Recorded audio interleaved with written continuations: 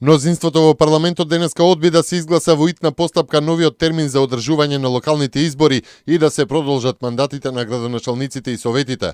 ВМРО ДПМН предложи локалните избори да се закажат во итна постапка, а пратеникот Илија Димовски од ВМРО ДПМН истакна дека причината за предлагањето на овој закон е тоа што постојат сомнежи дека новото формирано владеачко мнозинство нема да го испочитува договорот од пред 3 недели за закажување на локалните избори во Македонија, договорени меѓу сите парламентарни партии да се одржат на 15 октомври.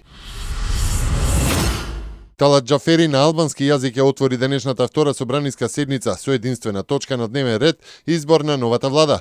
Антонио Милошовски од ВМРО ДПМН му порача, како што рече на пратеникот Талат Џафери, дека го крши законот за јазиците, бидејќи на албански може да се води седница на работно тело, но не и на собранието. Илија Димовски пак посочи дека се крши деловникот за да се сокрие дека се предвидени зголемување на даноците.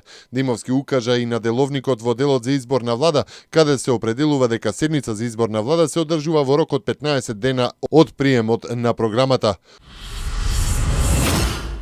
Грчкиот министер за финансии Цакалотос е оптимист и смета дека на средбата на Еврогрупата на 15 јуни ќе биде најдено решение за должничкиот проблем на Грција и дека ќе биде избегнат банкротот на земјата. Цакалотос е убеден дека и неговиот колега Шојбле работи во насока за изнаоѓање решение.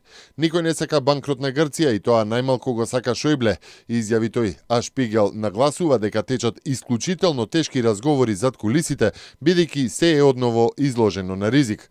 Ако на 15 јуни не биде постигнат договор, Грција е соочена со банкрот. Во јули истекува рокот за враќање на 7 милиарди евра кредити.